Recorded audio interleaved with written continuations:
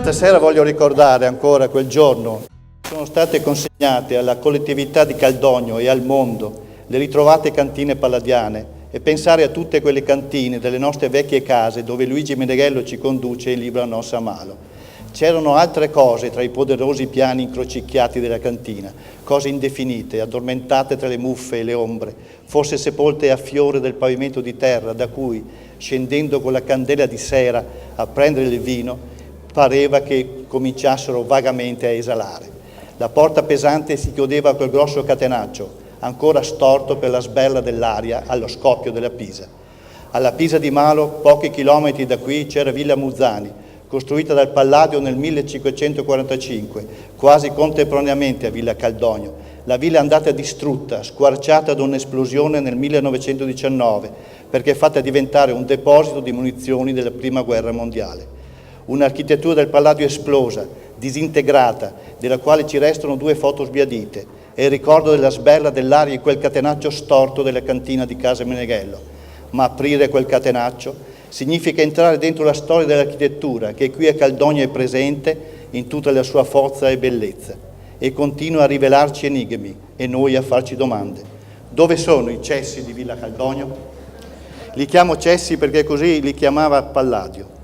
Il sistema idraulico così perfetto inventato dal Palladio non poteva non prevedere che dopo tanto cibo e vino elaborato nell'interrato della villa, il conte Caldogno se ne andasse sotto le barchesse, peraltro non direttamente collegate a fare i propri bisogni e i suoi famigli altrettanto. Nel secondo dei 4 libri, al capitolo 3 intitolato Dei disegni delle case di città, Andrea Palladio scrive di questo argomento. I cessi sono accanto alle scale, e benché posti in luogo lontano dal sole e hanno alcuni spirali dal fondo della fossa per la grossezza del muro che sboccano nella sommità. L'argomento è affrontato qui per la prima e unica volta.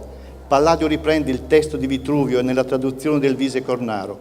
Li necessari dieno esser messi in luogo appartato ed eletto a tale effetto, e per provvedere che non puzzino si deve far la canna di essi sì larga che né la fezza né l'orina possa toccarne discendere i muri di tal canna, e chi non ha il modo di far tal canna così larga li faccia sborratori per i muri che vadino in cima al tetto. Ma stiamo parlando delle case di città, in spazi urbani già consolidati dall'architettura medievale. Dell'argomento cessi non si trova accenno nel capitolo 13 intitolato Del compartimento delle case di villa. Siamo comunque andati in prossimità delle scale interne a cercare questi spiralli, specialmente nel sottotetto, per trovare se per la grossezza del muro sboccano nella sommità, ma non c'erano. Dentro la riscoperta cisterna cinquecentesca, una condotta di sezione quadrata ci incuriosiva. Veniva in direzione del fronte sud della villa, quello che un tempo portava alla campagna.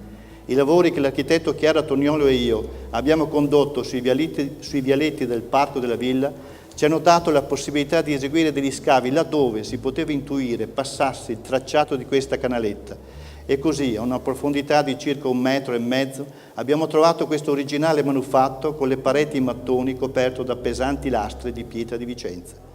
Proprio davanti alla scalinata sud, in asse con l'arco centrale, abbiamo trovato il pozzetto di ispezione originale realizzato in mattoni. Questo rinvenimento chiarisce molto sul funzionamento delle latrine cinquecentesche che funzionavano con l'acqua corrente. Ma come? Quando l'acqua che entrava dal ruscello, che serviva la cantina e la cucina, veniva deviata attraverso una paratia dentro una canaletta dalle dimensioni ridotte che correva davanti alla villa, controllata da un pozzetto di ispezione, per poi finire dentro la cisterna. Dalla cisterna l'acqua defluiva verso est dentro un torrente. Nella prima stanza, a sud del piano interrato che dà su via Zanella, al flusso d'acqua veniva data una deviazione per portarla al centro del sottoscala e avere così l'acqua corrente anche all'interno. La canaletta è collegata col pozzetto di ispezione esterno. I cessi quindi erano accanto alle scale, come indicava Palladio, in questo caso sotto la scala, e gli spirali erano e sono di tagli orizzontali ricavati sotto alcuni scalini di pietra. Quello che oggi noi usiamo come fronte principale in realtà è quello secondario, quello che portava alla campagna, con la loggia rustica che proteggeva dal sole il grande salone interno. Pertanto gli ospiti non transitavano sopra i cessi e non sentivano nessun fettore. Palladio quindi posiziona i cessi all'esterno della villa, quasi nel bruolo, e qui non possono, citavi ancora Meneghello, perché per secoli i bisogni corporali dell'uomo seguono usi e modalità che accomunano nobili e popolo. Il cesso si apre in fondo alla corte, non c'è sedile. Davanti alla porta c'è però un cavalletto di legno per mio zio che ha l'artrite, e il suo personale, fatto da lui, è bislacco e secaligno come lui. È un po' tagliente, una mera lama d'appoggio. Come esattamente si usi nessuno lo sa, solo lo zio se lo porta dentro. Il fettore di questo letamaio segreto era corrotto e mefitico, non forte e robusto come quello del nostro di casa che rispecchiava il cielo.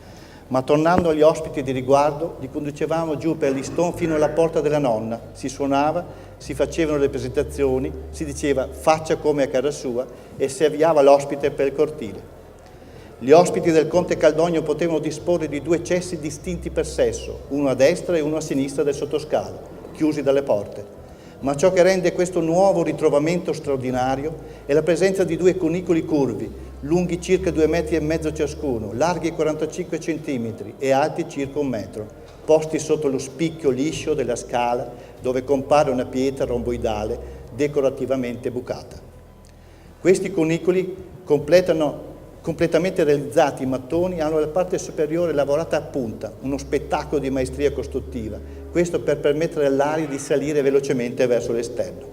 C'è da chiedersi come sia possibile che Palladio abbia inventato più di 2 secoli prima l'effetto Venturi, dalla scoperta del fisico italiano Giovanni Battista Venturi, che consiste nel dire che i fluidi, siano essi acqua, aria o gas, aumentino la loro pressione in corrispondenza delle strozzature, di conseguenza è la velocità del deflusso che aumenta. In questo caso il fettore, come lo chiama Palladio, incanalandosi dentro il tubo curvo, esce verticalmente dai fori della caditoide di pietra strategicamente posta a lato della scalinata principale. Oggi non possiamo vedere ciò che ho descritto, perché stiamo ancora lavorando per restaurare e mettere in evidenza didatticamente questa ulteriore scoperta, che, come le ritrovate cantine, fanno di Villa Caldogno l'unico monumento palladiano ad avere ancora integri i manufatti originali che facevano funzionare la vita in villa nel Cinquecento. A breve questo sarà possibile e ci ritroveremo ancora insieme, come questa sera, per raccontare gli emozionanti segni che Villa Caldogno non finisce mai di svelare. Grazie.